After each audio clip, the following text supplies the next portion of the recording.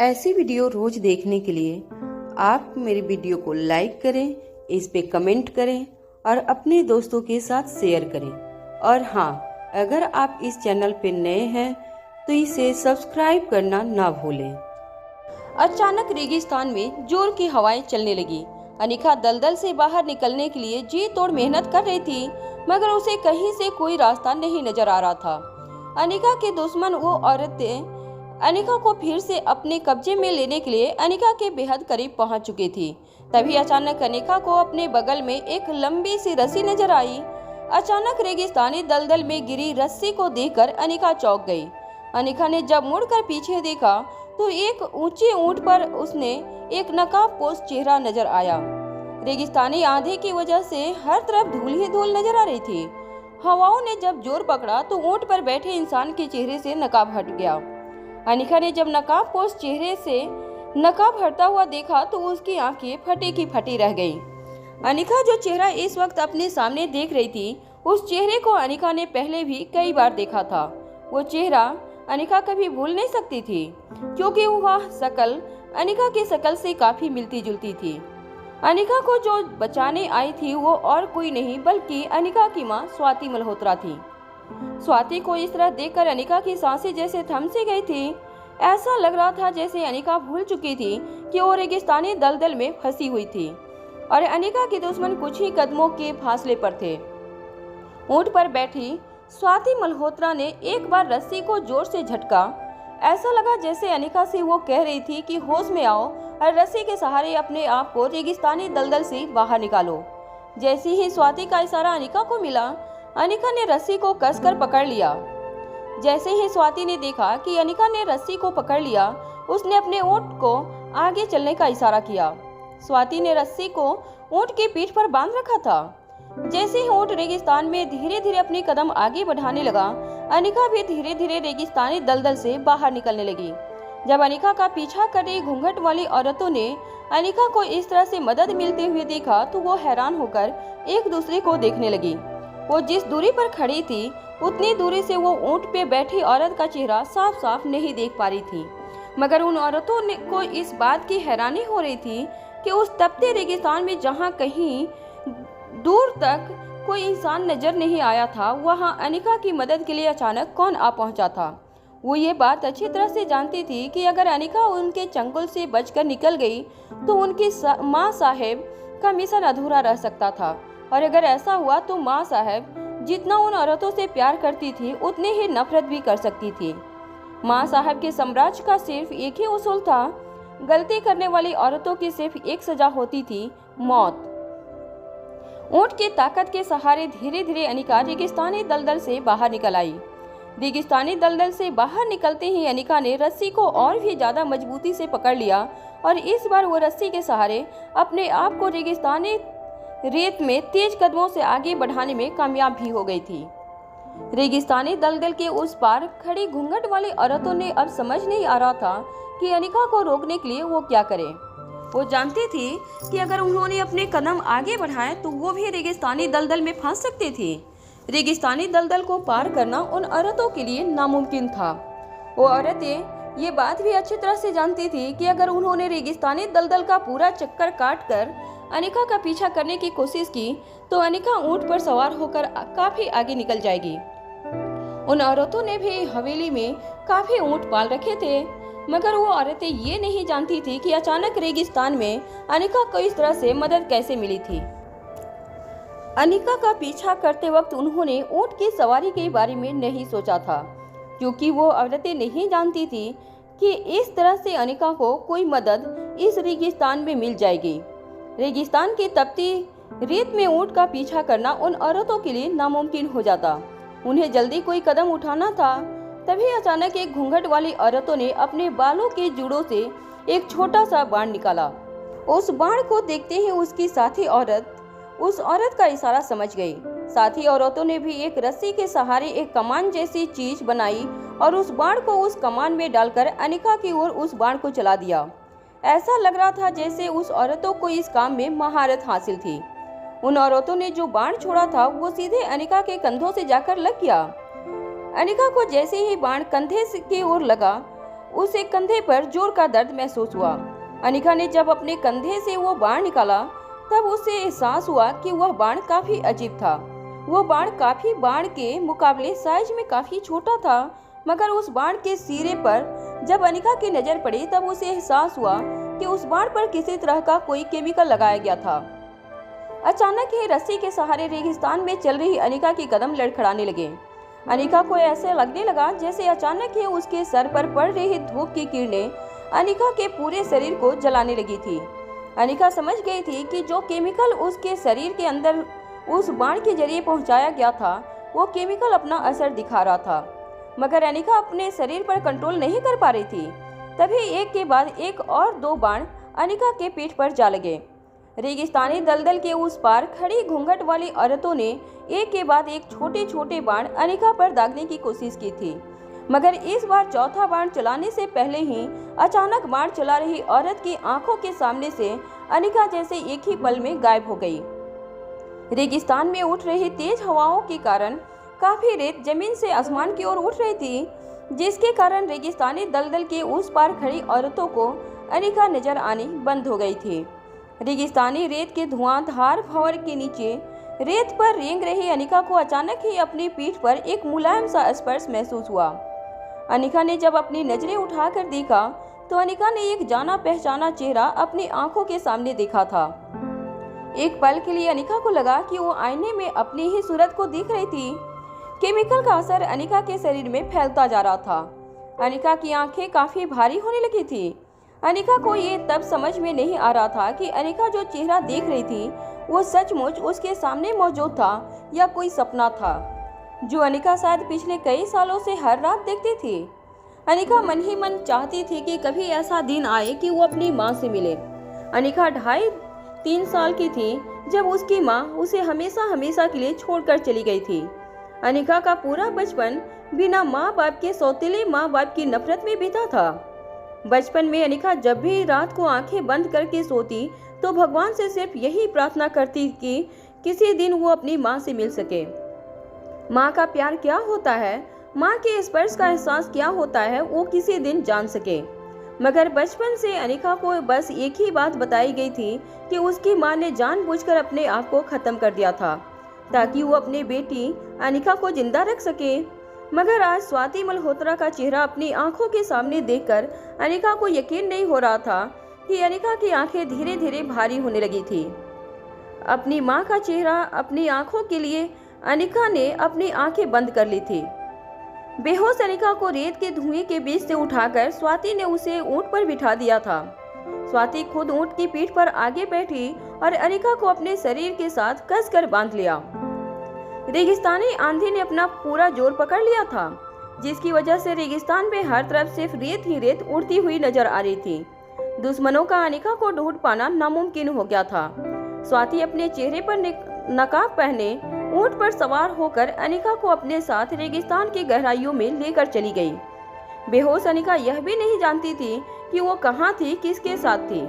जिस औरत ने उसे अपने दुश्मनों से बचाया था वो सचमुच स्वाति थी या स्वाति जैसी दिखने वाली कोई हमदर्द, जिसने अनिका को मुसीबत में देकर अनिका की मदद की थी। स्वाति की पीठ पर अपना सर रखकर बेहोश हालत में अनिका सिर्फ एक ही बात दोहरा रही थी, तुम जिंदा हो। बेहोशी की हालत में भी अनिका अपने शौक से बाहर नहीं निकल पा रही थी। अनिका बार बार बेहोशी की हालत में भी यह जानने की कोशिश कर रही थी कि वो आखिर किसके साथ थी। अगर स्वाति जिंदा थी तो आखिर एक माँ ने अपने बेटी को इतने साल अपने आप से दूर क्यों रखा? ऐसी क्या वजह थी जो स्वाति इतने सालों तक अनिका के सामने नहीं आई थी? अनिका के शरीर पर लगे बाण की वजह से अनिका पूरी तरह से अपना होश खो बैठी थी। मगर स्वाति के चेहरे को देखने के बाद अनिका को जो हैरानी हुई थी वो बेहोशी की हालत में भी अनिका के दिमाग में घूम रही थी। अनिका बेहोशी की हालत में कई घंटे तक रेगिस्तान में सफर करती रही। अनिका को तो यह होश भी नहीं था कि वह कहाँ जा रही थी, कैसे जा रही थी। आधी बेहोशी की हालत में अनिका अपने शरीर का दर्द तो महसूस कर पा रही थी, मगर उसे यह नहीं पता था कि उसे कहाँ ले जाया जा रहा था। रेगिस्तान के तपती हुई धूप में ऊंट की पीठ पर सवार अनिका को अचानक ठंड का एहसास होने लगा। अचानक मौसम कैसे बदल गया था, इस बात से अनिका बिल्कुल अनजान थी। अनजान रेगिस्तान में बने खंडहर से निकलकर अनिका कहाँ पहुँच चुकी थी, यह बात खुद वो भी नहीं जानती थी। अचानक कुछ देर के बाद अनिका को अपने सर पर कोई ठंडी चीज महसूस हुई। अनिका को कुछ होश आने लगा था, मगर अनिका आधी बेहोशी की हालत में भी बार बार अपने बचपन को याद कर रही थी। अनिका को अपनी माँ की रिकॉर्डिंग की आवाज बार बार सुनाई दे रही थी। अनिका को किशन मामा के घर पर स्वाति की रखी हुई तस्वीर बार बार नजर आ रही थी। अनिका ने अपनी माँ के बेडरूम में किशन मामा के घर रहते हुए काफी वक्त गुजारा था। अनिका को अचानक ही उस कमरे में होने का एहसास होने लगा।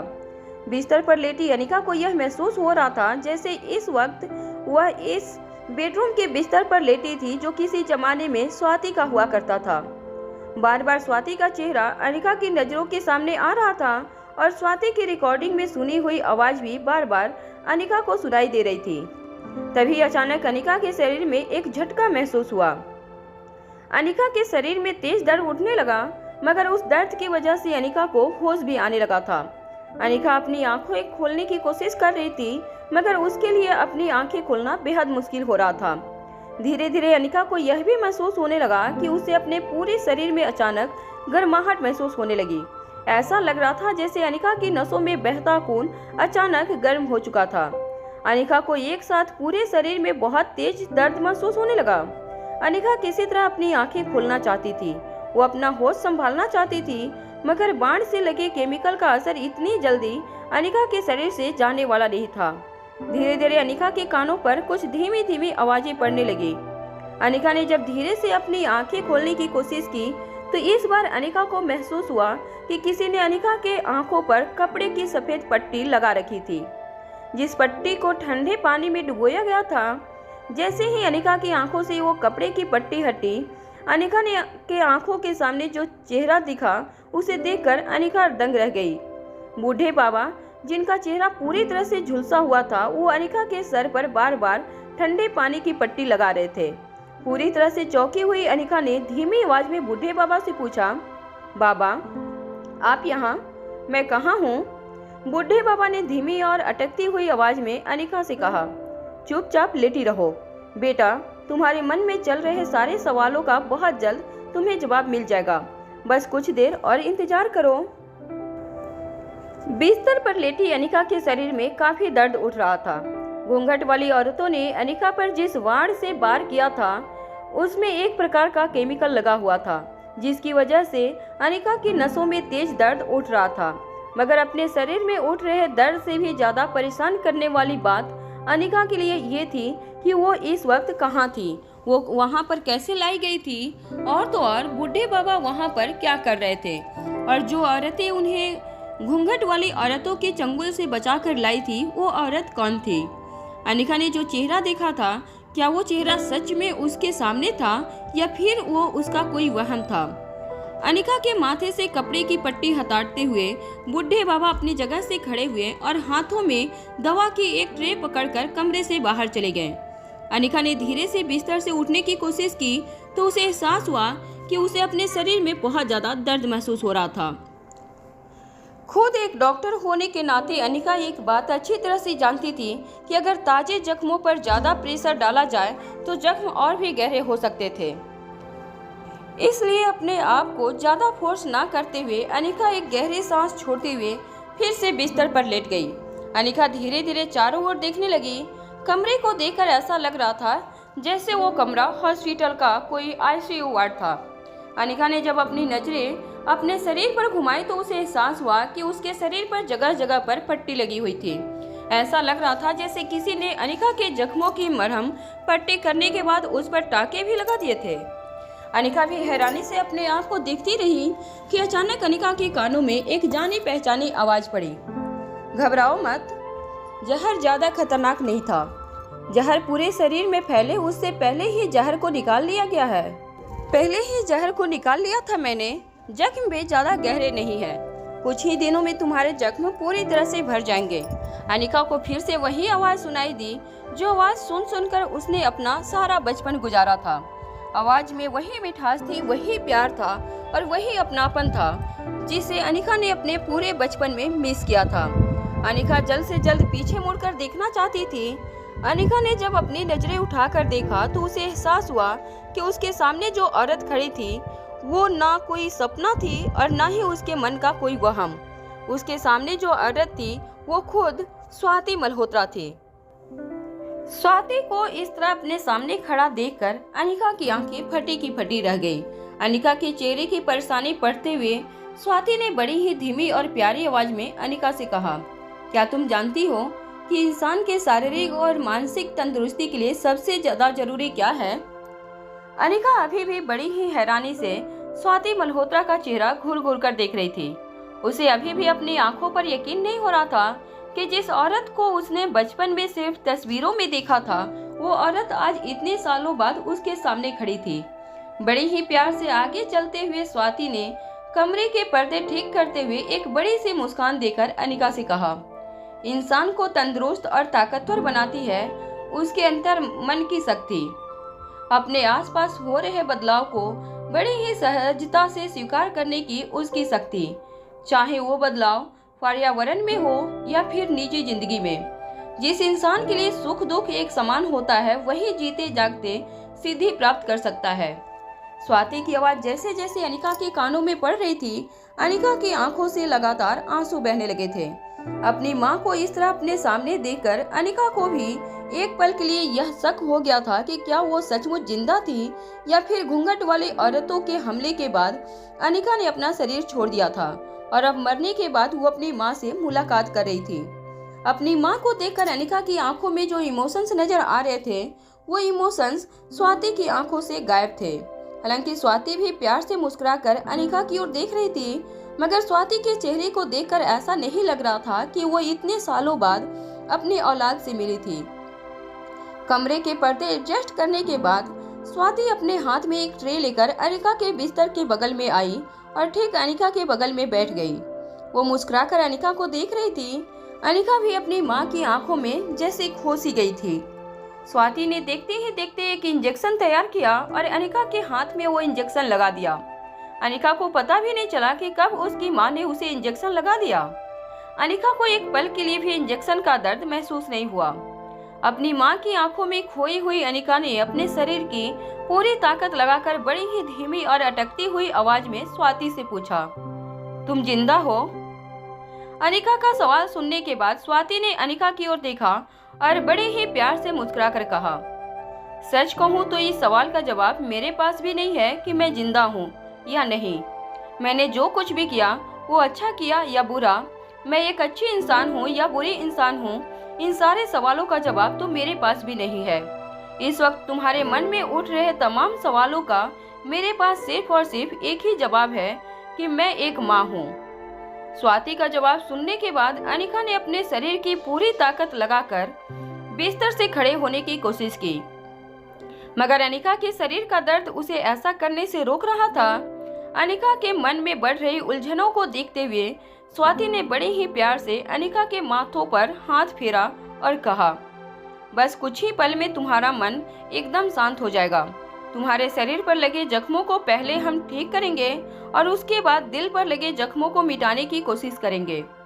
स्वाति ने जैसे ही ये बात कही, अनिका को एक ऐसा लगने लगा जैसे उसके शरीर में ठंडे पानी का झरना बहने लगा था। अचानक ही मन में उठ रही उलझनें कम होने लगी थी। अनिका को ऐसा लगने लगा था जैसे उसके सर पर से किसी ने काफी बड़ा बोझ हटा दिया था। अनिका शरीर में हो रहे इस बदलाव को अच्छी तरह से जानती थी। अनिका ने खुद दिमाग को शांत करने वाली टेबलेट बनाई थी। स्वाति ने अनिका को जो इंजेक्शन दिया था वो इंजेक्शन अनिका के दिमाग पर वही असर कर रहा था जो अनिका के बनाए हुए टेबलेट असर पेशेंट पर किया करती थी। स्वाति बड़े ही प्यार से अपनी बेटी के सिर पर हाथ फेरती रही। देखते ही देखते अनिका की आंखें भारी होने लगी, मगर इस बार अनिका अपने आप को काफी रिलैक्स महसूस कर रही थी। अनिका के चेहरे पर अचानक ही ताजगी का एहसास नजर आने लगा था। अनिका लंबी और गहरी सांस लेते हुए कुछ ही पल में गहरी नींद में सो गई। स्वाति अनिका के चेहरे को देखकर काफी वक्त तक अनिका के माथे पर हाथ फेरती रही। जब स्वाति को यकीन हो गया कि अनिका गहरी नींद में सो चुकी थी, तब दवाई की ट्रे उठाकर स्वाति ने एक साइड टेबल पर रख दी। तभी कमरे में दाखिल हुए बूढ़े बाबा ने स्वाति की ओर देखकर कहा, रोहित बहुत प्यार करता है हमारी अनिका मैडम से। काफी दिनों से बहुत ज्यादा परेशान है। बूढ़े बाबा के झुलसे हुए चेहरे की ओर देखकर स्वाति ने कहा, प्यार इंसान की ताकत भी होता है और वही प्यार इंसान को सबसे ज्यादा कमजोर बना भी सकता है। बूढ़े बाबा को यह कहने के बाद स्वाति ने ऑपरेशन के कुछ इक्विपमेंट्स लिए और बूढ़े बाबा से कहा, उससे कह दो कि उसे फिक्र करने की कोई जरूरत नहीं है, अनिका बहुत जल्द घर वापस आ जाएगी। इसके बाद स्वाति ने अनिका के शरीर से चादर हटाई और अनिका को पलटकर उसकी पीठ पर लगी ड्रेसिंग को बदलने लगी। जैसे ही स्वाति ने अनिका की ड्रेसिंग की पट्टियां खोली, स्वाति ने देखा कि अनिका की पीठ पर एक गहरा नीला जख्म बन गया था। हालांकि स्वाति ने पहले ही उस जख्म की मरहम पट्टी करके स्टिचेज लगा दिए थे, मगर अभी भी जख्म काफी गहरा नजर आ रहा था। स्वाति अच्छी तरह से जानती थी कि उन घूंघट वाली औरतों ने जिस बाण के जरिए अनिका के शरीर में जहर पहुंचाया था, वो जहर कोई मामूली जहर नहीं था। हजारों वर्ष पहले मॉडर्न दवाइयों के आविष्कार से पहले लोग जंगली जानवरों का शिकार करने के लिए इस तरह के जहर का इस्तेमाल किया करते थे। स्वाति ये भी जानती थी कि अगर किसी मॉडर्न हॉस्पिटल में अनिका का इलाज किया जाता तो शायद इस जहर का आज के जमाने में कोई इलाज मॉडर्न डॉक्टर शायद ढूंढ नहीं पाते।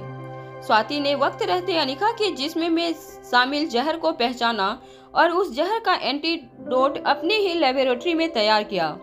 स्वाति बड़े ही ध्यान से अनिका के जख्मों पर फिर से मरहम लगाने लगी।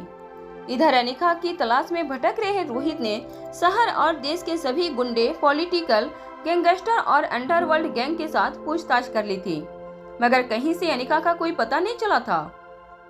रोहित हर जगह से पैसा पानी की तरह बहा रहा था। अक्षय वर्मा से लेकर इंपीरियल ग्रुप के सभी मेंबर्स पर कड़ी नजर रखी जा रही थी, मगर सभी जगह से रोहित को सिर्फ निराशा ही हाथ लग रही थी, कोई शक के दायरे में नहीं था।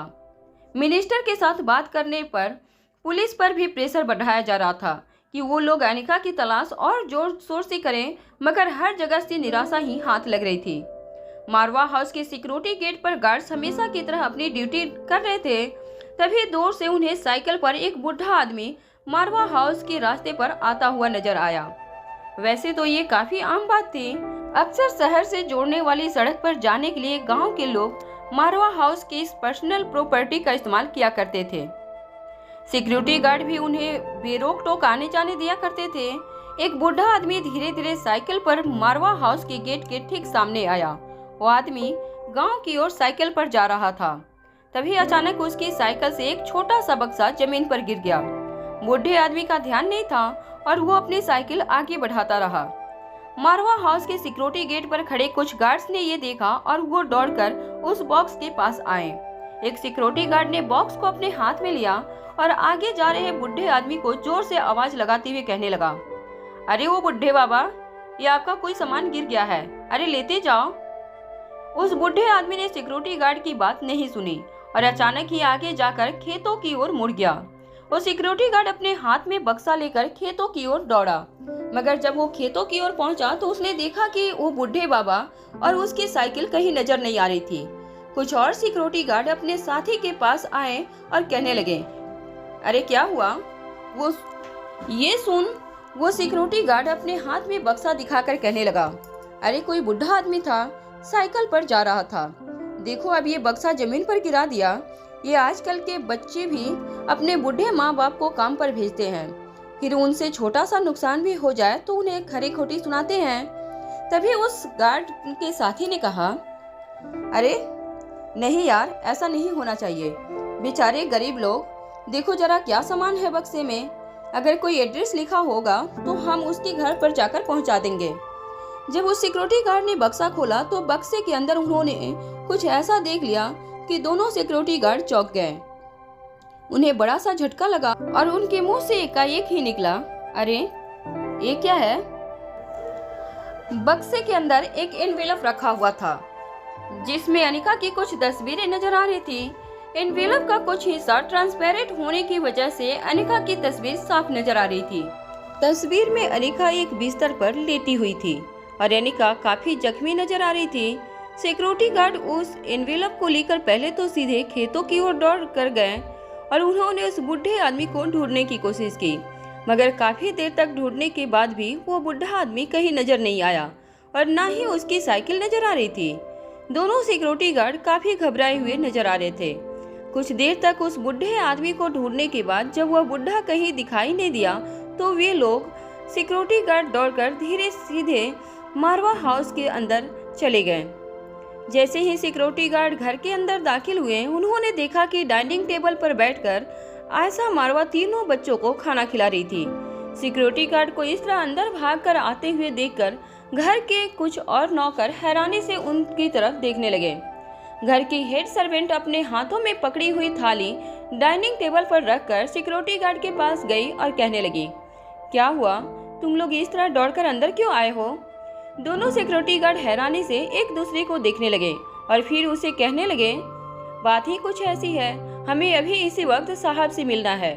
आयशा ने जब दोनों सिक्योरिटी गार्ड को इतना परेशान देखा तो बच्चों को खाना परोसने के बाद सीधे सिक्योरिटी गार्ड के पास चली आई।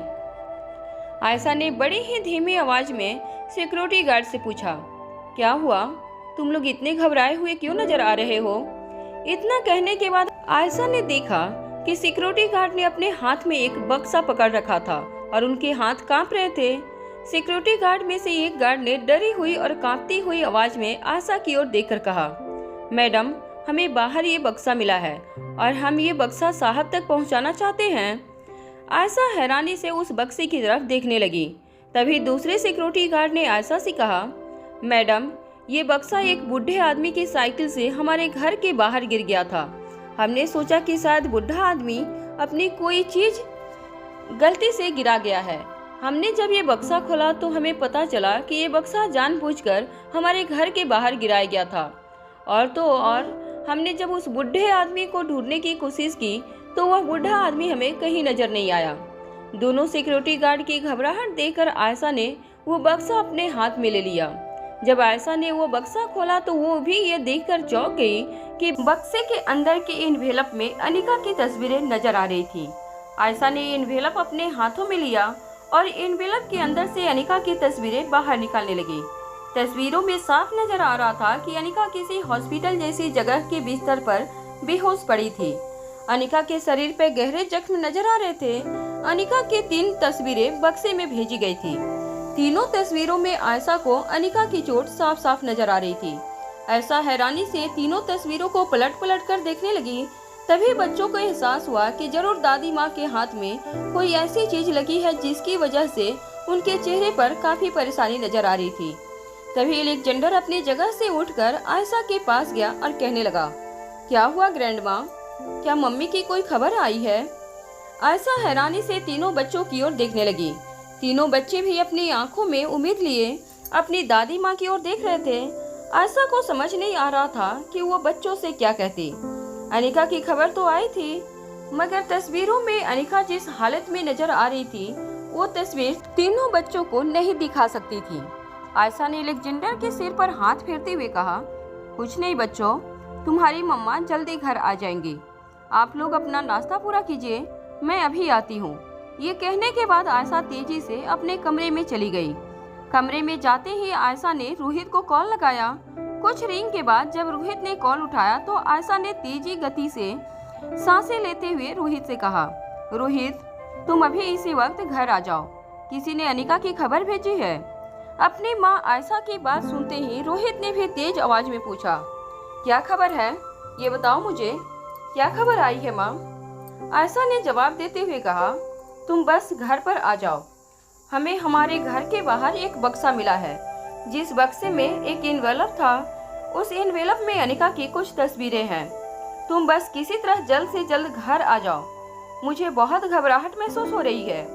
रोहित ने आयशा को शांत करते हुए कहा, देखो माँ, पहले तुम शांत हो जाओ और मुझे बताओ कि उन तस्वीरों में क्या नजर आ रहा है। तेज सांसें लेते हुए आयशा ने रोहित से कहा, अनिका बुरी तरह से जख्मी है। मुझे लगता है कि वो किसी बहुत बुरी मुसीबत में फंसी है। हम हमारी अनिका को बचा तो पाएंगे ना बेटा? रोहित ने रोती हुई आयशा को शांत करते हुए कहा, देखो माँ, इस वक्त तुम शांत हो जाओ। अगर तुम हिम्मत हार जाओगी तो बच्चों को कौन संभालेगा? मैं अभी इसी वक्त घर आता हूँ। काफी देर तक अनिका की तस्वीरों के सामने रोते हुए आयशा ने अपने कमरे से एक कदम भी बाहर नहीं रखे। रोहित तेजी से अपनी कार ड्राइव करके मारवा हाउस की ओर आ रहा था।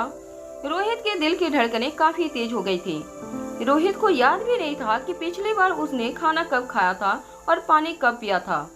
मगर जैसे ही आयशा ने रोहित को कॉल करके यह बताया कि अनिका के बारे में कुछ खबर मिली है, तब रोहित का अचानक ही गला सूखने लगा था। मगर रोहित सबसे पहले घर पहुंचकर यह देखना चाहता था कि आखिर आयशा को अनिका के बारे में क्या पता चला था। दिल्ली के ट्रैफिक में रोहित के सब्र का बांध टूट चुका था। वह बार बार हॉर्न बजाकर अपने आगे खड़ी गाड़ियों को तेजी से चलने के लिए कह रहा था। जैसे ही सिग्नल से रोहित की गाड़ी निकली, गाड़ी के टायर तेजी से जमीन पर रगड़ने की वजह से आसपास एक धुएं का गुबार खड़ा होता गया और लोग टायर खींचने की आवाज से काफी डर गए। मगर नियम कानून किसी की भी परवाह किए बिना रोहित तेजी से कार चलाकर मारवा हाउस की ओर जाने लगा। कुछ देर बाद जब रोहित घर आया तो सीधे अपनी माँ के कमरे में आकर रोहित ने पूछा, दिखाओ माँ, कहाँ है वो तस्वीरें?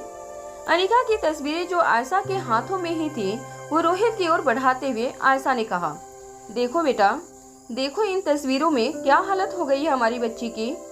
आयशा के हाथों से वो तस्वीरें लेते हुए रोहित ने अनिका की तस्वीरें देखी। अनिका को उस हालत में देखकर रोहित काफी डिस्टर्ब हो गया। अनिका के चेहरे पर हालांकि बिल्कुल पहले जैसा ही रंग नजर आ रहा था, मगर उसके पूरे शरीर पर गहरी चोटों के निशान नजर आ रहे थे। रोहित तस्वीरों में ये समझने की कोशिश कर रहा था कि आखिर अनिका को कहाँ रखा गया था, मगर तस्वीरों में एक अस्पताल जैसे बिस्तर के अलावा और कुछ नजर नहीं आ रहा था। कुछ देर तक गौर से तस्वीरों को देखने के बाद रोहित ने एक चीज नोटिस की। अनिका के चेहरे पर किसी भी तरह का दुख नजर नहीं आ रहा था। वह भले ही बेहोश थी, मगर ऐसा लग रहा था जैसे किसी ने उसे बड़े ही प्यार से सुलाया था। रोहित को उस तस्वीर में कुछ अजीब बात नजर नहीं आ रही थी, मगर वो पता नहीं कर पा रहा था कि आखिर वो अजीब बात क्या थी।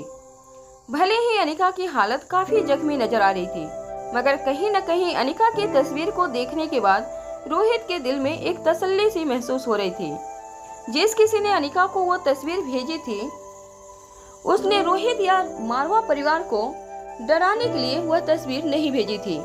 कहीं न कहीं तस्वीर खींचने वाला रोहित को ये कहने की कोशिश कर रहा था कि अनिका जहाँ कहीं भी थी वो बिल्कुल सेफ है। न जाने क्यों मुझे कहीं न कहीं अब अच्छा फील हो रहा है। अब लग रहा है कि अनिका सही सलामत है। खुद से इतना कहने के बाद रोहित ने कुछ देर तक तस्वीरों को देखने के बाद आयशा की ओर देखकर कहा, माँ, उस इन्वेलप में कोई और चीज है? रोती हुई आयशा ने ना का इशारा किया और फिर इन्वेलप रोहित को थमा दिया। जैसे ही रोहित के हाथों में वो इन्वेलप आया, रोहित ने तस्वीरों को साइड टेबल पर रखा और इन्वेलप को खोलकर देखने लगा कि कहीं उसमें और कोई चीज तो मौजूद नहीं थी। रोहित ने जब इन्वेलप के अंदर हाथ डाला तब उसे एहसास हुआ कि इन्वेलप में और कुछ भी नहीं था। तभी अचानक रोहित की नजर इन्वेलप के किनारे पर पड़ी। रोहित को लगा कि इन्वेलप के किनारों पर कुछ लिखा हुआ था। जब रोहित ने इन्वेलप को दोनों सिरों से उंगली की मदद से फाड़ा तो उसे एहसास हुआ कि इन्वेलप में रोहित के लिए एक मैसेज था। रोहित ने पूरी तरह से इन्वेलप को खोलने के बाद उस मैसेज को पढ़ा, जिसमें लिखा था, अनिका जहाँ कहीं भी है बिल्कुल सुरक्षित है। अनिका कुछ ही दिनों में घर वापस लौट जाएगी। उसे ढूंढने में अपना समय बर्बाद मत करो और बच्चों का ख्याल रखो। एनवेलप पर लिखा मैसेज पढ़कर रोहित मन ही मन एक गहरी सोच में डूब गया। उसे समझ नहीं आ रहा था कि अगर अनिका किडनैप हुई थी तो फिर किडनैप करने वाले ने ऐसा मैसेज रोहित को क्यों भेजा था, और अगर अनिका किसी एक्सीडेंट का शिकार हुई थी तो अनिका का एक्सीडेंट करने वाला इतना चालाक कैसे हो सकता था कि हर जगह ढूंढने के बावजूद वो एक्सीडेंट करने वाला रोहित के आदमियों की पकड़ में नहीं आया और ना ही दिल्ली पुलिस की पकड़ में आया। मगर पता नहीं क्यों ये मैसेज भेजने वाले पर रोहित को भरोसा हो रहा था। रोहित के आदमी दिल्ली पुलिस भूमिका के स्पेशल डिपार्टमेंट की मदद के बावजूद अनिका का कोई पता नहीं लग पाया था। अनिका के गायब होने के बाद पहली बार किसी ने अनिका की खबर भेजी थी, मगर फिर भी कहीं न कहीं मैसेज भेजने वालों पर रोहित को यकीन हो रहा था। जो कुछ भी उस मैसेज में लिखा था वह सच था या नहीं ये कहना बहुत मुश्किल था, मगर तस्वीरों को देखने के बाद रोहित को उस तस्वीर से एक अनजाना सुकून महसूस हो रहा था। रोहित को ये महसूस हो रहा था कि उसकी अनिका जहाँ कहीं भी थी वो बिल्कुल सेफ थी और मैसेज में जो लिखा था वह सच था। अनिका कुछ ही दिनों में वापस घर लौट आएगी। इस बात पर रोहित को भरोसा था। जब रोहित ने उस एनवेलप में वापस अनिका की तस्वीरें रखकर उस फटे हुए एनवेलप को एक ड्रॉवर में रखा, तब अचानक आईने में रोहित ने देखा कि तीनों बच्चे आयशा के बेडरूम के बाहर खड़े रोहित को बड़ी उम्मीदों की नज़र से देख रहे थे। जैसे ही रोहित बच्चों की ओर मुड़ा, बच्चों ने पहले तो एक दूसरे की ओर देखा और फिर रिया धीरे से चलकर रोहित के पास आई। रिया ने रोहित का एक हाथ पकड़कर पूछा, डैड सच बताइए, मॉम ठीक तो है ना? ये सुनकर रिया के गालों पर प्यार से हाथ फेरते हुए रोहित ने मुस्कुराकर कहा, तुम्हारी मॉम घर वापस आ रही है, वो बहुत जल्द घर वापस आ रही है। इस बात को सुनकर रिया के चेहरे पर एक मुस्कान आ गई। वहीं रोहित भी मुस्कुरा रहा था। अनिका को गायब हुए कई घंटे बीत चुके थे, मगर यह पहली बार था जब रोहित के चेहरे पर मुस्कान नजर आई थी। रोहित के चेहरे पर मुस्कान देखते ही तीनों बच्चों के दिल में जैसे एक हिम्मत सी जाग आई थी। एलेक्जेंडर और आर्यन भी दौड़कर रोहित के पास आ गए और रोहित से कहने लगे, क्या मम्मा ने कोई मैसेज भेजा है? क्या लिखा है मम्मा ने मैसेज में? हमें भी बताइए। तीनों बच्चे कुछ ज़्यादा ही एक्साइटेड नजर आ रहे थे। उनके अंदर एक अलग ही एनर्जी दिखाई दे रही थी। वहीं एक लंबी राहत की सांस छोड़ते हुए रोहित ने तीनों बच्चों को गले से लगाकर कहा, माँ अपनी किसी सहेली के घर पर है। अचानक माँ की तबीयत खराब हो गई थी, इसीलिए वो काफ़ी देर तक हमें कांटेक्ट नहीं कर पाई, मगर अब माँ की सहेली ने हमें मैसेज भिजवाया है कि मम्मा विल बी बैक सून। धीरे धीरे जब अनिका की आंखें खुली, तब अनिका को इस बात का एहसास हुआ कि अचानक ही उसके शरीर का दर्द पूरी तरह से गायब हो चुका था। अनिका का सर जो काफी भारी था, वह भी काफी बेहतर महसूस हो रहा था। अनिका को ऐसा लग रहा था जैसे उसके शरीर पर किसी ने जादू किया था। अनिका जब भी काफी देर तक सोकर जागती थी तो उसके शरीर में काफी वीकनेस महसूस होती थी, मगर शरीर पर इतने जख्म होने के बावजूद इस बार अनिका काफी फ्रेश महसूस कर रही थी। बिस्तर से धीरे से अपनी गर्दन उठाकर जब अनिका ने अपने जख्मों को देखने की कोशिश की, तब अनिका को एहसास हुआ कि जख्म के निशान तो अभी भी बिल्कुल ताजा नजर आ रहे थे, मगर दर्द काफी कम हो चुका था। अनिका खुद भी नहीं जानती थी कि इतनी जल्दी किसी पेशेंट की रिकवरी कैसे हो सकती थी। अनिका ने धीरे से बिस्तर से उठने की कोशिश की। अनिका को हर बार इस बात का डर लगा रहता था कि ज्यादा फोर्स लगने से उसके शरीर पर लगे जख्म फिर से ताजा न हो जाएं। मगर अनिका बिना किसी दर्द के बिस्तर से खड़ी हुई। अनिका ने सामने रखे आईने में जब अपने जख्मों को ठीक से देखने की कोशिश की तो जख्मों पर पट्टियां लगी हुई थी। पट्टियों के आसपास भी जख्म के निशान साफ साफ नजर आ रहे थे, मगर दर्द बिल्कुल गायब हो गया था। अनिका की समझ में नहीं आ रहा था कि अचानक उसके शरीर के साथ क्या हुआ था। अनिका धीरे से कमरे के दरवाजे की ओर गई। अनिका ने जब दरवाजा खोलने की कोशिश की तो अनिका को पता चला कि दरवाजा बाहर से लॉक किया गया था। अनिका ने दरवाजा नॉक करके किसी को बुलाने की कोशिश की। अनिका बार बार धीरे से दरवाजा नॉक करके कहने लगी, बाबा कोई है वहाँ पर? कुछ देर तक दरवाजा नॉक करने के बाद दरवाजे के लॉक खुलने की आवाज आई। अनिका धीरे से कुछ कदम पीछे हट गई। जब दरवाजा धीरे से खुला तो बूढ़े बाबा हाथों में एक नाश्ता की प्लेट लेकर अंदर दाखिल हुए।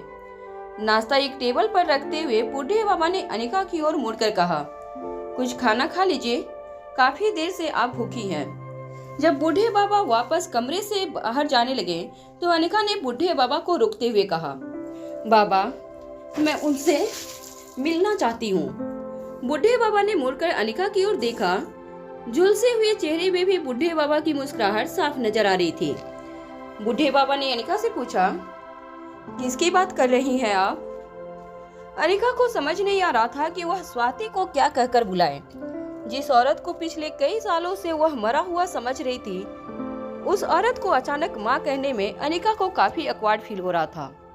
और फिर अभी तक अनिका यह भी नहीं जानती थी कि जो औरत उसे अपने साथ यहाँ ले आई थी वह सचमुच स्वाति थी या और कोई। मुड़कर कमरे से वापस जाने के पहले बूढ़े बाबा ने अनिका से कहा, जिन रिश्तों को नाम नहीं दिया जा सकता वह रिश्ते आंखों में नजर आ जाते हैं। इस वक्त मैडम अपनी तपस्या में है, कुछ देर में वापस आएंगी। मैं आपका मैसेज उन तक पहुंचा दूंगा। इससे पहले कि बूढ़े बाबा कमरे से बाहर जाते, अनिका ने बूढ़े बाबा से कहा, क्या मैं इस कमरे से बाहर नहीं निकल सकती? बूढ़े बाबा अपनी जगह पर रुककर एक गहरी सोच में डूब गए। अनिका ने बूढ़े बाबा की परेशानी देखते हुए कहा, क्या आप लोगों ने भी मुझे यहाँ बंदी बनाकर रखा है? अनिका की बात सुनते ही बूढ़े बाबा ने अनिका से कहा, यहाँ पर अगर कोई बंदी नहीं है तो वह सिर्फ तुम हो। इस बात का यकीन मानना। रहा सवाल इस कमरे से बाहर निकलने का, तो मैडम ने मुझे इस बारे में कुछ नहीं बताया है। अरे मैडम से पूछे बिना मैं तुम्हें इस बात की इजाज़त नहीं दे सकता। मैडम कुछ ही देर में वापस आ जाएंगी, बस तब तक यही मैडम का इंतजार करो। और हाँ, नाश्ता जरूर खा लेना। मैडम ने सब कुछ तुम्हारी सेहत को ध्यान में रखते हुए बनवाया है। बूढ़े बाबा के जाने के बाद अनिका डाइनिंग टेबल पर रखे हुए नाश्ते की ओर देखने लगी। अनिका को काफी भूख भी लगी थी। नाश्ते की टेबल पर बैठकर जब अनिका ने नाश्ते की प्लेट में देखा तो अनिका काफी हैरान रह गई। ऐसा नाश्ता अनिका ने पहले कभी नहीं देखा था। इस तरह का सलाद एक बाउल में रखा हुआ था, मगर सलाद में जिस तरह के वेजिटेबल्स यूज किए गए थे उस तरह के वेजिटेबल्स अनिका ने पहले कभी नहीं देखे थे।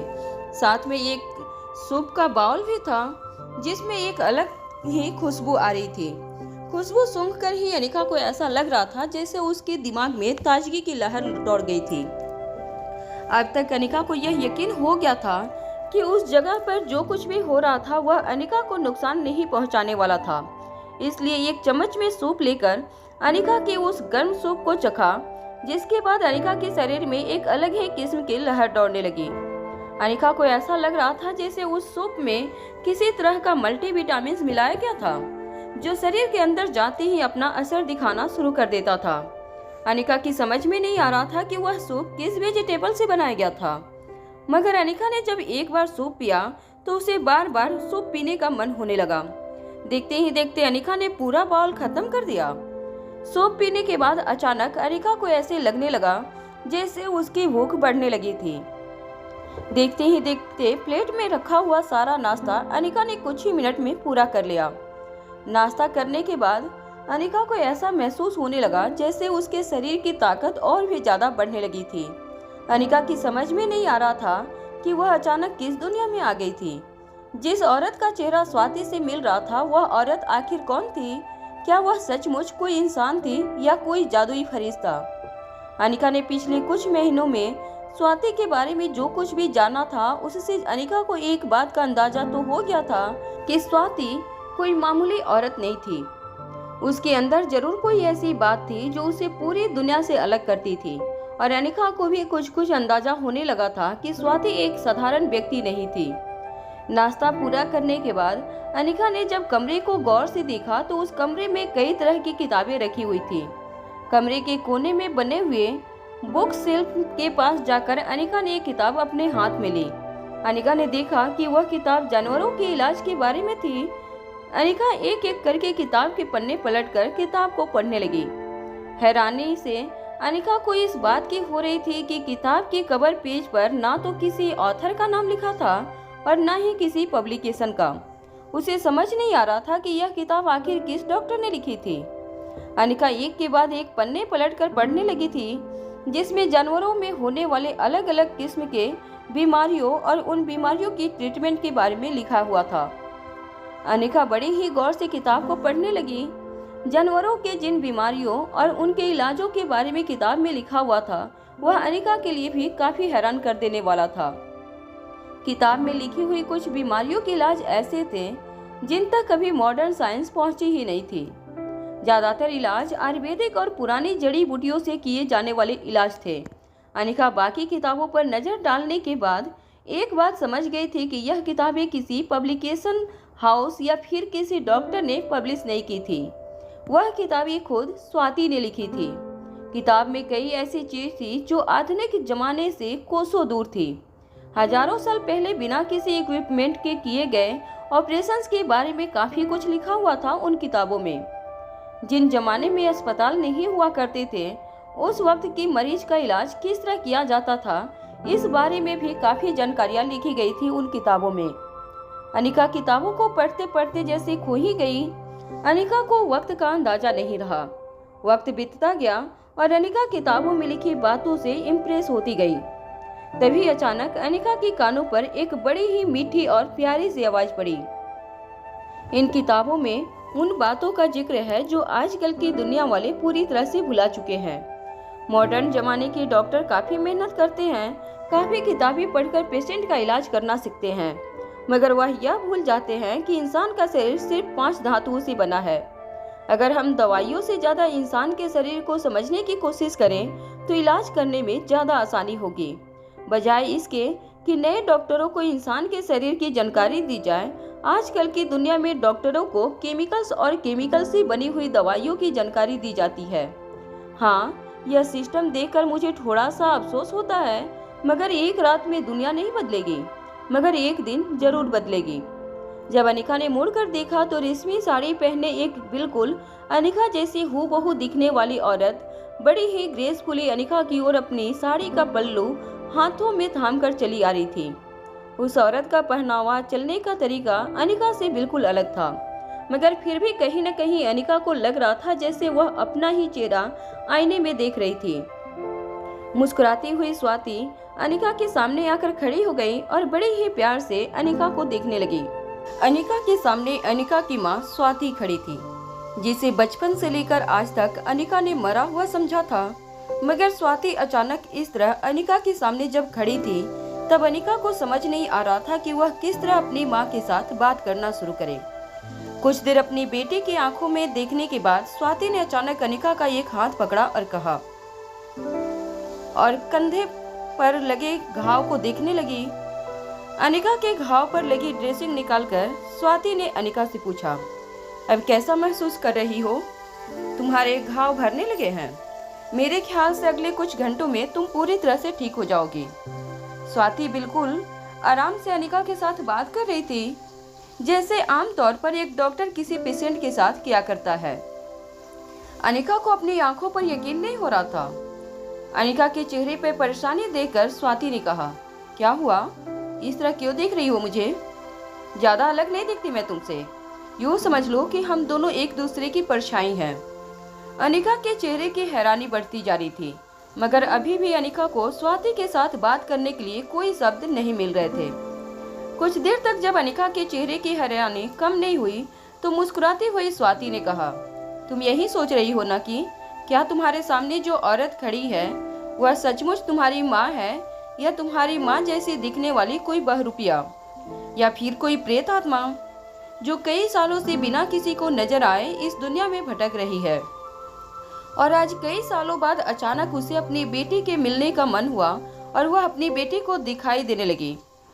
अनिका ऐसी बातों में विश्वास नहीं करती थी, मगर इस वक्त उसकी आंखों के सामने जो नजारा था वह देखकर कहीं न कहीं अनिका भी अंधविश्वास की कहानियों पर यकीन करने लगी थी।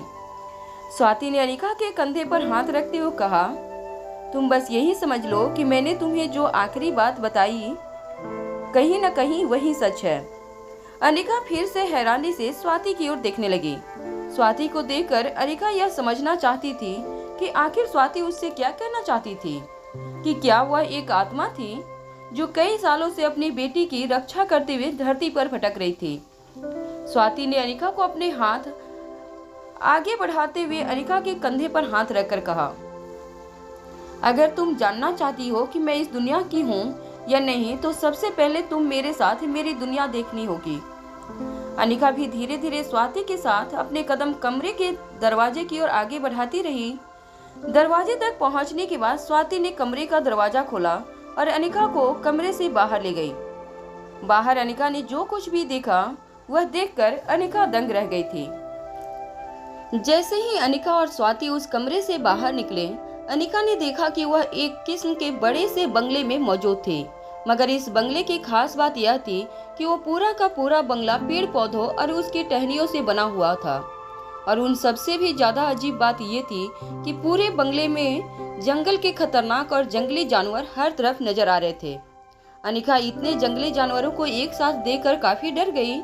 अनिका ने देखा कि एक बड़ा सा चीता अनिका की ओर धीरे धीरे चलकर आ रहा था। उस चीते की आंखें अनिका की आंखों में गड़ी हुई थी। वो चीता धीरे धीरे अनिका की ओर बढ़ रहा था। अनिका ने डर के मारे अपने कदम पीछे धीरे धीरे लेना शुरू किए। अनिका ने जब स्वाति को देखा तो स्वाति बड़े ही प्यार से मुस्कुराकर अनिका की ओर देख रही थी। तभी अचानक अनिका की नजर अपने ऊपर की ओर पड़ी। एक बड़ा सा अजगर अपना फन फैलाए अनिका की ओर बड़ी बड़ी आंखों से ताड़ रहा था। धीरे धीरे बंगले में मौजूद सारे जानवर अपने कदम अनिका की ओर आगे बढ़ाने लगे। वे सारे जानवर अनिका को घूर घूर कर देख रहे थे। अनिका चारों तरफ से जंगली जानवरों से घिरी हुई थी। तभी अचानक सभी जानवर जोर जोर से शोर मचाने लगे। ऐसा लग रहा था जैसे वो आपस में बातें कर रहे थे और एक दूसरे को इशारा करके अनिका के बारे में कुछ कहना चाहते थे। अनिका ये सब कुछ देखकर हैरान रह गई थी, मगर उससे भी ज्यादा हैरानी अनिका को इस बात की हो रही थी कि स्वाति ये सब कुछ देखते हुए भी बिल्कुल नॉर्मल थी। स्वाति के चेहरे पे मुस्कान थी और वो काफी रिलैक्स नजर आ रही थी। कहीं जानवर कुछ देर तक शोर मचाते रहे और उनके शोर के बीच बीच में स्वाति मुस्कुराकर जानवरों की ओर देखकर कभी अपना सर हाँ में हिलाती तो कभी ना में अपना सर हिला देती थी। अनिका समझ चुकी थी कि जानवरों की भाषा स्वाति अच्छी तरह से समझ पा रही थी।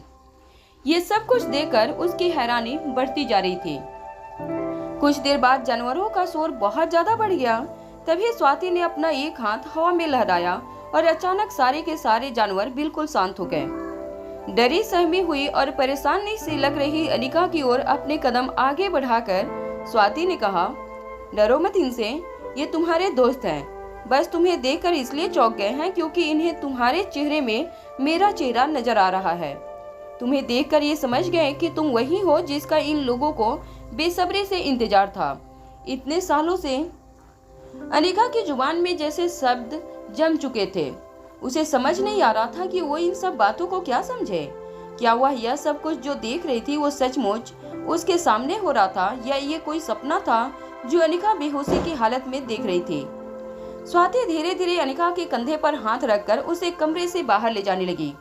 पेड़ पौधे जंगल की लकड़ियों से बने हुए इस बंगले के बाहर निकलते ही अनिका ने देखा कि वो लोग एक गहरे जंगल के बीचों बीच बने मकान से बाहर निकल रहे थे।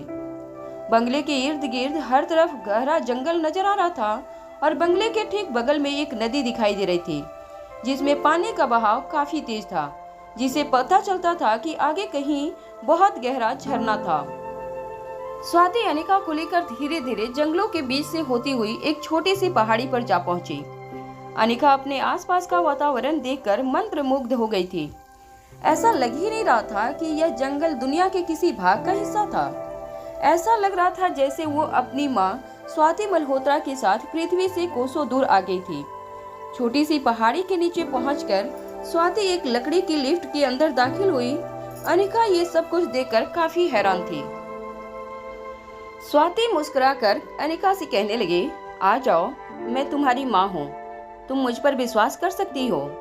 अपनी माँ की बात सुनकर अनिका ने स्वाति को अपना हाथ दे दिया और उस लकड़ी के लिफ्ट से अंदर दाखिल हो गई। स्वाति ने लकड़ी के लिफ्ट का दरवाजा बंद किया और लिफ्ट के किनारे एक बंधी हुई रस्सी खोल दी। रस्सी के खुलते ही अचानक ही धीरे धीरे वो लकड़ी की बनाई हुई लिफ्ट ऊपर की ओर जाने लगी। अनिका ने जब देखा तब उसे एहसास हुआ कि पानी के बहाव का इस्तेमाल करके जंगल के बीचों बीच एक लिफ्ट बनाई गई थी। तेज पानी का बहाव जैसे जैसे एक पहिए पर पड़ता, उस पहिए के चारों तरफ लगी हुई बाल्टियों में पानी भरता जाता और पहिया घूमता जाता। पहिए के घूमते ही लिफ्ट भी धीरे धीरे ऊपर जाने लगी। कुछ ही देर में अनिका और स्वाति पर्वत की चोटी पर जा पहुंचे। लिफ्ट से बाहर निकलने के बाद अनिका ने देखा कि उसके चारों तरफ बादल छाए हुए नजर आ रहे थे। गहरी खाई में जहां तक नजर डाले वहां जंगल नजर आ रहा था। अनिका ने इससे पहले पूरी दुनिया में कहीं ऐसा दृश्य कहीं नहीं देखा था। ठंडी हवा अनिका के शरीर पर लगते ही अनिका अपने शरीर पर लगे जख्मों को हमेशा के लिए जैसे भूल गई थी। अनिका को एक अनजान धुन अपनी ओर खींच रही थी और वो पर्वत की चोटी पर अनिका अपने आसपास का नजारा देखते हुए धीरे धीरे अपने कदम आगे बढ़ाने लगी। कुछ देर बाद जब अनिका को एहसास हुआ कि वो कोई सपना नहीं देख रही थी, बल्कि वो जो कुछ भी देख रही थी वह सब कुछ एक हकीकत था, तो उसने मुड़कर अपनी माँ स्वाति की ओर देखा। स्वाति पर्वत की चोटी पर एक छोटे से पत्थर पर बैठकर कुछ पौधों से पत्तियां को छाट रही थी। अनिका ने धीरे धीरे स्वाति की ओर अपने कदम आगे बढ़ाए और स्वाति से पूछा, क्या आप यहीं रहती हैं और कैसे इस जंगल को आपने अपना घर बना लिया?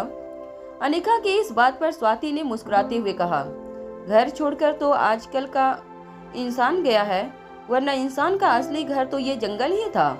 मैं तो घर वापस लौटी हूँ। स्वाति को देखकर अनिका के मन में कई सवाल उठ रहे थे। वो सवाल जो पूरी जिंदगी अनिका का पीछा करते रहे। उन सवालों से अब पर्दा उठाने का वक्त आ गया था। अनिका ने अपनी आवाज सख्त करते हुए स्वाति से पूछा, अगर आप जिंदा थी तो आप मुझसे इतनी दूर क्यों रही? आप कभी मुझसे मिलने नहीं आई? एक माँ के होते हुए भी मैंने पूरा बचपन बिन माँ के गुजारा है।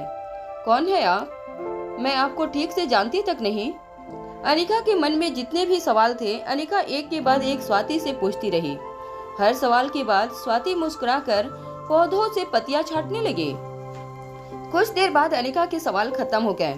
ऐसा नहीं था कि अनिका के मन में और सवाल नहीं थे, मगर अनिका को इस बात का एहसास हुआ कि उसने जितने भी सवाल दागे थे, स्वाति ने अब तक किसी भी सवाल का जवाब नहीं दिया था। कुछ देर बाद अपने हाथों में कुछ पत्तियां पकड़कर स्वाति ने अनिका की ओर देखा और वो पत्तियां अनिका को थमाते हुए कहा, कभी कभी कोई चीज ऐसी होती है जो हमें रिश्ते और बंधनों से भी ऊपर ले जाती है। मैंने ऐसा क्यों किया, किस मजबूरी में किया, या सिर्फ अपने स्वार्थ के लिए किया, ये सारी बातें जानने के लिए तुम्हें मेरे साथ कुछ वक्त गुजारना होगा। वैसे भी हम माँ बेटी ने कभी जिंदगी में साथ बैठकर कभी बात नहीं की। आज मौका मिला है, ढेर सारी बातें करेंगे। पर्वत की चोटी पर धीरे धीरे हवाएं ज्यादा तेज होने लगी थी। स्वाति वैसे तो अनिका की माँ थी, जिसने अनिका को जन्म दिया था, लेकिन अगर कोई अनिका और स्वाति को एक साथ देख ले तो यही कहेगा कि दोनों सगी बहनें थीं। स्वाति की साड़ी का पल्लू तेज हवाओं की रफ्तार में हवा में लहराने लगा। अपना पल्लू संभालते हुए स्वाति ने अनिका से कहा, मेरी जिंदगी की सबसे बड़ी कमजोरी थी मेरी ताकत। मेरी ताकत ने मुझे इतना कमजोर बना दिया था कि जिंदा रहते हुए भी मुझे जीने के लिए मौत का सहारा लेना पड़ा। जब मैं एक छोटी सी बच्ची थी, तब मैं हमेशा इस बात को सोच सोच कर खुश रहती थी कि मैं बाकी बच्चों से काफ़ी अलग हूँ। पढ़ाई में तेज थी, स्कूल में कॉलेज में हमेशा सबकी फेवरेट रहती थी। यूँ कहा जा सकता है कि ऐसी कोई चीज़ नहीं थी जो मैंने चाही हो और मुझे ना मिली हो। मगर धीरे धीरे मेरी ताकत ही मेरा सबसे बड़ा दुश्मन बन गया। मेरी जिंदगी में तब मुश्किलें आई जब लोगों को मेरी ताकत के बारे में एहसास हुआ। जैसे जैसे मेरी उम्र बढ़ती गई, मेरी दिमागी ताकत भी बढ़ती गई। मुझे हमेशा से ऐसा लगा कि I was always God gifted child. भगवान ने मुझे बाकी लोगों से काफ़ी अलग बनाया है। मैं खूबसूरत थी, मेरे पास तेज दिमाग था। हालांकि मैंने कभी इस चीज़ का घमंड नहीं किया, मगर इंसान थी ये समझने में मुझे थोड़ी देर हो गई थी कि मेरी ही ताकत मेरे विनाश का कारण बन सकती है, और धीरे धीरे मेरी ताकत इस पूरी दुनिया के विनाश का कारण भी बन सकती थी। स्वाति की यह बात सुनकर अनिका हैरान होकर स्वाति को देखने लगी। कुछ देर बाद मन ही मन कुछ सोचने के बाद अनिका ने स्वाति से कहा, मगर ये कैसे हो सकता है? आपकी ताकत इस दुनिया को कैसे तबाह कर सकती है? अनिका का सवाल सुनने के बाद एक गहरी सांस लेते हुए स्वाति अपनी जगह से उठी और गहरी खाई की ओर देखते हुए अनिका से कहने लगी, आविष्कार। मेरी जिंदगी का मकसद था कि मैं अलग अलग आविष्कार करूं और इस दुनिया से जाने से पहले इस दुनिया को कुछ ऐसा देकर जाऊं कि दुनिया आने वाले वक्त में भी मुझे याद करे, मेरी आविष्कार को याद रखे। मगर मेरा वह आविष्कार मेरे लिए सबसे बड़ा दुश्मन साबित हुआ। इस दुनिया को दो ढांचों में ढाला गया है, एक अच्छाई और एक बुराई। जब हम अच्छाई में रहते हैं तब हम सब भूल जाते हैं कि बुराई हमें नजरें गाड़ कर देख रही है, और फिर एक वक्त ऐसा आता है जब अचानक ही बुराई अच्छाई की सारी ताकत छीनने के लिए उस पर झपट पड़ती है। इतने सालों से अच्छाई ने जो जिंदगी गुजारी होती है वो अचानक ही तहस नहस हो जाती है। अच्छाई हमेशा से ये सोचती है कि उसने ऐसा क्या बुरा काम किया था जो उसके साथ ऐसा हुआ, मगर बात सिर्फ अच्छे या बुरे बात करने की नहीं होती। अच्छाई को हमेशा ही अंदाजा होना चाहिए कि बुराई हमेशा से ही उस पर नजरें गड़ाए बैठी है। सावधान रहना, अलर्ट रहना भी एक अच्छी जिंदगी गुजारने के लिए उतना ही अहम है। बस मुझसे एक छोटी सी गलती हो गई। मैं अपने आविष्कार को बुराई से छुपा न सकी। मैं पहचान नहीं सकी कि बुराई मुझ पर कहां से नजरें गाड़े हुए है। मैं बुरी तरह से बुराई से घिरी हुई थी। मगर मैंने बुराई को पहचानने में काफी देर कर दी, जिसकी वजह से सिर्फ मेरी ही नहीं मगर तुम्हारी भी दुनिया तबाह हो गई। तुम्हारी जिंदगी में तुम्हारे साथ जो कुछ भी हुआ वो सारा का सारा एक प्लानिंग का हिस्सा था। मगर ये प्लानिंग मैंने सिर्फ तुम्हें बचाने के लिए ही नहीं की थी, बल्कि मैं तुम्हारे साथ साथ इस दुनिया को भी बचाने की कोशिश कर रही थी। तुम ये समझती रही तुम्हारी माँ मर चुकी है, मगर मैंने हमेशा से ही तुम पर नजर बनाए रखा। जैसे ही स्वाति ने ये बात कही, एक बड़ा सा गरुड़ पर्वत की चोटी पर आकर ठीक पर्वत के किनारे पर एक छोटी सी टहनी पर बैठ गया। गरुड़ के वजन की वजह से टहनी पूरी तरह से झुक गई, मगर वह पेड़ और पेड़ की टहनियां काफी सालों से मजबूती से चट्टान पर खड़ी थी। वह गरुड़ बड़ी बड़ी आंखों से अनिका की ओर देख रहा था। गरुड़ को टहनी पर बैठा देखकर अनिका थोड़ी घबरा गई, पर तभी उसे एहसास हुआ कि उसके सामने स्वाति है, इस कारण से वो सेफ है। तभी अनिका ने स्वाति के पास जाकर कहा, आप किसकी बात कर रही हैं? क्या आप जिस आविष्कार की बात कर रही हैं वो भी 16 पावर ड्रग है? ये सुनते ही स्वाति अनिका की ओर देखकर मुस्कुराने लगी।